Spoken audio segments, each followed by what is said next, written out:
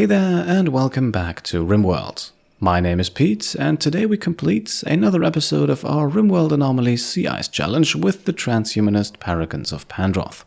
Last time we left off, after an eventful episode, we leaned a bit more into our transhumanist side, handing out artificial and natural body part replacements, assigning Naseem as our research specialist, unlocking standard mech tech and modifying the genes of colonist Nightshade.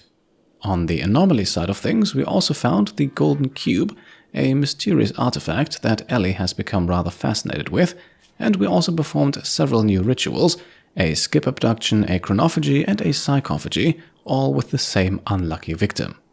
As a result, Brett over here is carrying the scars of the procedures he underwent, and we have even more plans for him today. First of all, though, we continue to butcher the foxes we hunted at the end of the last video, and subsequently turn their fur into comfortable armchairs. Their meat will eventually be processed into chem fuel, while we now queue up the construction of a sub-score soft scanner.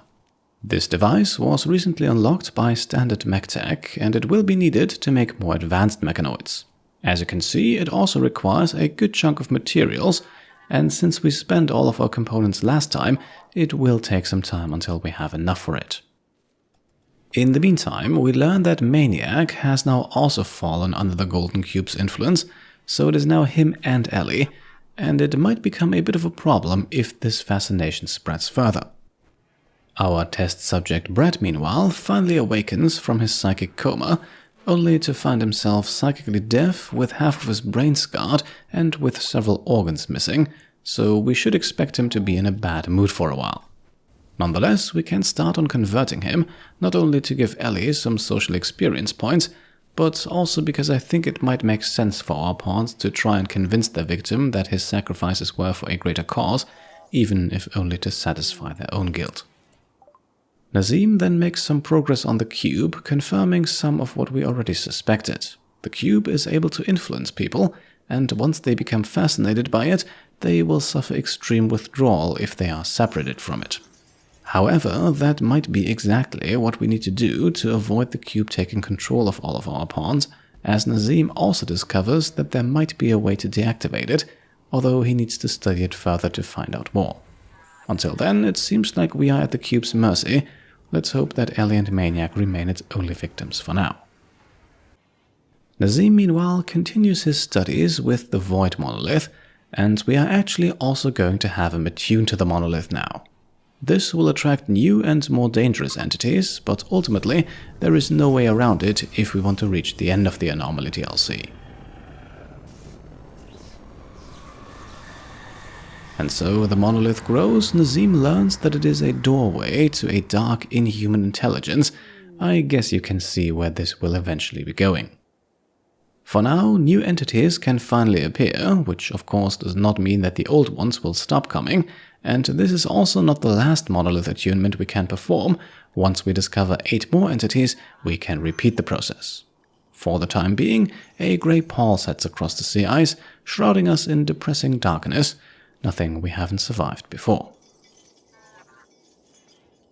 Unfortunately though, this does not remain the only event. We discover a new entity in the Nociosphere, which arrives right on our doorstep. For now, it appears dormant, but seems to gain energy over time, so supposedly there is no harm in capturing it, at least not for now. In the Entity Codex, we also learn that it emanates a field of pain, so even if captured, it might not be pleasant to be around and study. On the bright side, discovery of the Nociosphere also unlocks insanity weaponry for research. Yes, with the Anomaly DLC, we can use shards to finally make our own insanity and shock lances. But for now, Elpis can go ahead and carry the Nociosphere into our containment facility. As you can see though, the pain field immediately kicks in, causing Elpis a moderate amount of discomfort. This will definitely be something to keep in mind for those who study our entities, as well as those who work on suppressing the sphere, as we definitely do not want to discover what happens once we let this bar here max out. The Nociosphere, then of course an advanced entity that can be studied for 2.1 points of knowledge, and it also yields a whopping 7.2 units of bioferrite per day, more than all of our other entities combined. In the meantime, the subcore soft scanner has been constructed, a device that we built because it was recommended in several comments of the last episode. Why? Well, because this scanner actually requires a person to be inserted to make a standard subcore, essentially a more advanced version of the basic subcore that we can already craft ourselves. Before we can insert that person, however, we need to load up the scanner with steel and 4 more components, so it's definitely not a cheap procedure. While we wait for these components to be made, we then also receive another quest. A mech cluster might be coming our way, and even though it comes without a mortar, the list of enemies and devices here looks respectable. Nonetheless, I think we will accept this quest before it expires, as it gives us the ability to make a new Psycaster or level up an existing one. And, well, with Elpis on a good path towards record levels of psychic sensitivity, this might be a very good opportunity. For now, though, we learn that our prisoner slowly loses faith in his beliefs, which should make our conversion efforts a little easier, and a few hours later, in the evening, Ellie finds another steel vein, this one much closer than the previous find, and thus securing a steady influx for the foreseeable future. The softcore scanner is then loaded up shortly after, and so we can now assign Brett as its unlucky passenger. Don't worry, this won't kill him, our pawns are not that cruel, although it's certainly not a pleasant experience either. While the scan is underway, Maniac then also the first one to suffer a cube-related mental break, his obsession leading him to construct a cube sculpture. This does not cost any resources and is actually a nice way to gain some free beauty, even though it can of course not last. That is, unless you want us to become a cube cult, a playstyle that is definitely also possible. If we outsource most of our labor to mechanoids, we could take the productivity loss, I think, although things like caravans or even drop pod expeditions will come much more tricky if the pawns included can't play with the cube for extended periods of time. Let me know what you think on the subject. For now, I'm leaning towards deactivating the cube, which I think fits just a bit better with our raider ideology, but I'm always willing to listen to better ideas. In the meantime, Brett has successfully undergone the scanning procedure. He is now suffering from the temporary scanning sickness, and Ellie can put him back behind bars. One standard subcore has also been added to our stock. We'll find a use for it soon, I think. And finding a use is actually a good point. I think we have finally exhausted our non-lethal ways of using Brett. As you can see here, the chronophagy ritual is available again, but Brett is psychically deaf now and thus not eligible as a target. And so, apart from converting him, there really is not a whole lot more we can do, unless we want to rip out his heart to give it to Nightshade. That, however, might be a step too much, even for the Paragons of Pandroth. Don't get me wrong, they don't have a ridiculously high moral boundary, but the guy did not harm us in any way, and so killing him might be a step beyond what our colonists are willing to do. A blight then strikes our hydroponics farm and forces us, or rather our agri-hands, to chop down all affected plants. Luckily, we have been stockpiling a decent amount of rice. Shortly after, Naseem finishes researching the neural supercharger, although the construction cost is significant at this point in the game, so we are likely not going to see one built for some time. Speaking of construction costs, up next is advanced fabrication. Like I said before, for all the late game stuff we need advanced components, and this will allow us to make our own. Another crisis of belief then strikes our prisoner, and this time he actually converts to the Paragons of Pandroth, and with that has now actually earned us another ideology development point. It also means that he has outlived his usefulness, so let's banish him, resulting in a small +12 bonus to faction relations, although that hardly makes a dent.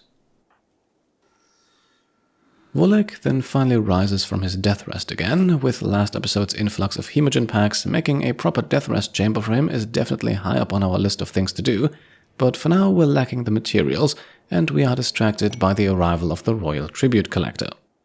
Well, we could have sold them brats had they arrived just a few minutes earlier. This way the only use we might have for them is a potential backup against the mech cluster. Yes, we'll call it in now.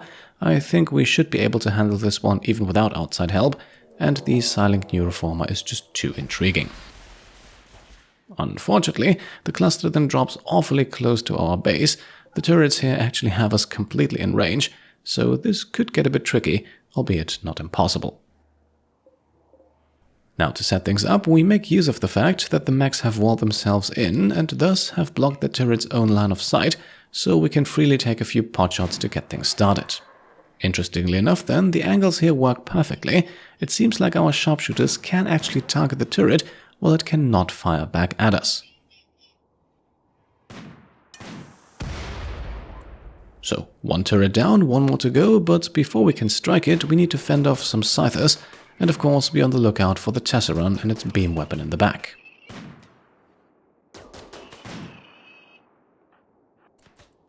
The tribute collectors also decide not to get involved, and to spare you a long and tedious fight, let's focus on the highlights. Using the ever-popular peekaboo tactics, we have little trouble taking out the Sighstealers and also destroy the mech assembler.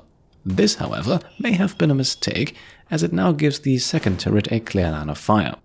We adapt and now attack a bit more from the left flank, which eventually allows us to draw in and dispatch of another Scyther. Ellie then goes on a food binge, but that's okay, we have plenty, while Maniac and Vulik go for a shootout with a pikeman. Not entirely risk-free, but over this distance we surely have the advantage, and both of them are deathless, so even if something bad happens, it wouldn't be the end of them. Eventually, the pikeman then goes down to a single shot, and that also removes the only truly long-range enemy we were facing. To celebrate, Elpis throws a party, and we will gladly have everyone attend. The mech cluster is not actually doing anything to us right now with a fog weather controller, and we could use the mood bonus. And so the party concludes in the evening, giving all participants a +8 mood increase, and before we continue fighting, we need to switch around our Shambler Polar Bear and the Nociosphere. Apparently, the latter's current position does allow us to study it, but not to suppress it. By switching them around, that is now possible, and also urgently needed.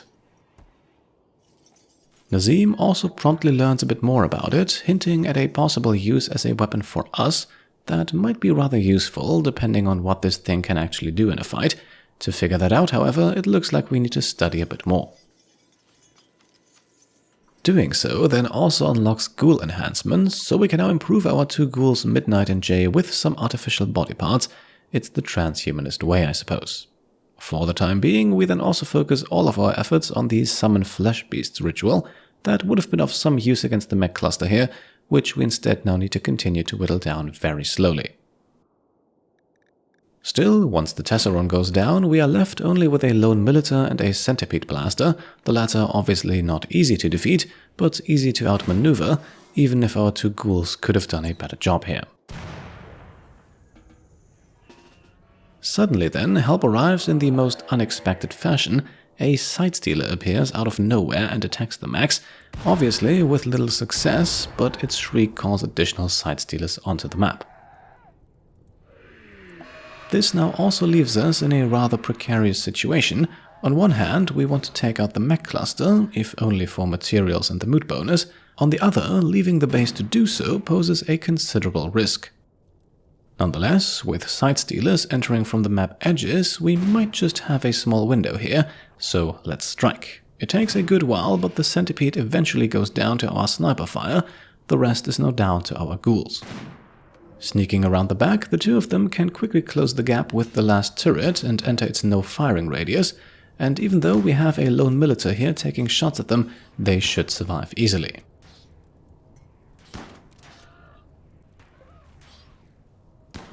And indeed, there goes the turret, and the last mech should not be too difficult either. Now, at this point, it's high time that we send them back home. We'll take care of the remaining buildings once we have dealt with the Sighstealers. And those seem to be closing in now, as our proximity detector activates, so from now on our doors are locked and we'll hide inside.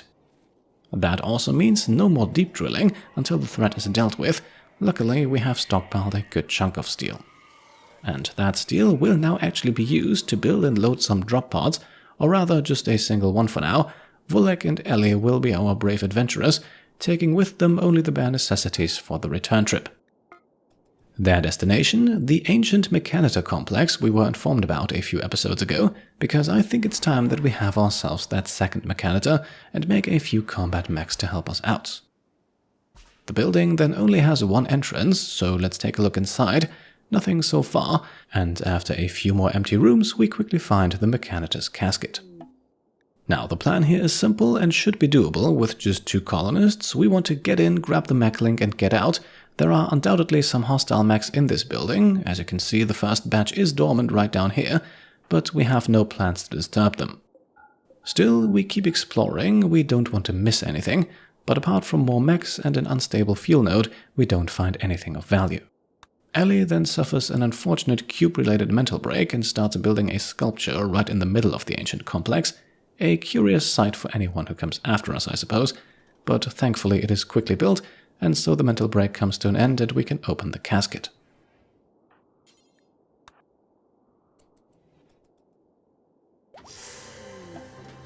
This reveals the corpse and puts the mechs in the building on a 4-hour countdown timer, so let's get to it. Let's extract the mech link, pocket it for now, and for good measure we'll also activate the supply satellite. You never know what you get with these. In this case, it's only rice, nothing we desperately need. What we do desperately need, however, is steel. As you can see, with the complex still technically guarded by hostile mechs, we cannot yet deconstruct any of its walls, and with those mechs quite numerous, fighting them is not an option. Still, we have planned for this, so back home we are now loading 110 units of steel into the second drop pod, and just as we do, Ellie and Vulik are being attacked. Just 3 raiders, we should be able to take those, and for a lack of cover, this will be an old-fashioned shootout. And we get lucky then that our enemies don't even start to fire back, and so we can quickly take them all out.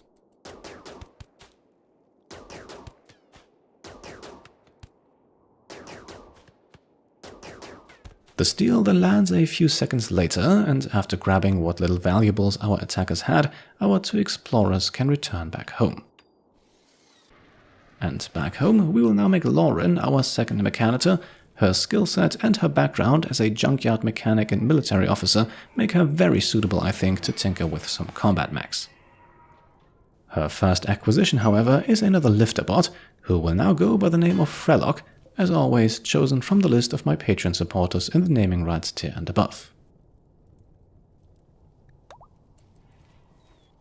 Maniac, meanwhile, already building his second cube sculpture, so these mental breaks are definitely getting more frequent, probably reason enough to shut the cube down or destroy it as soon as we learn how.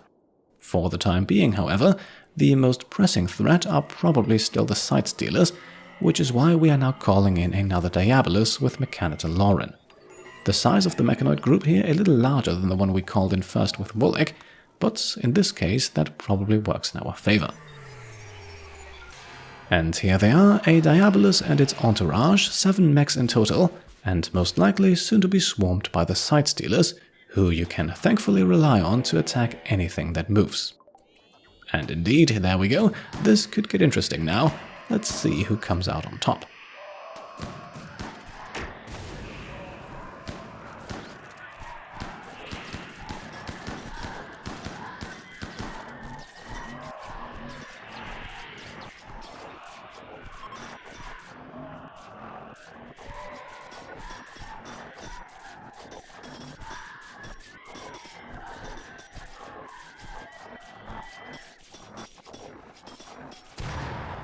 Alright, the Diabolus does indeed get overwhelmed by the Sighstealers, who themselves don't fare much better though.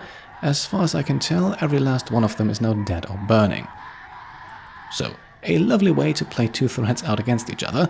We wait around for a little while in our base entrance, just to make sure, but no further Sighstealers emerge, and our proximity detector also remains quiet, so I think we have in fact taken them all out.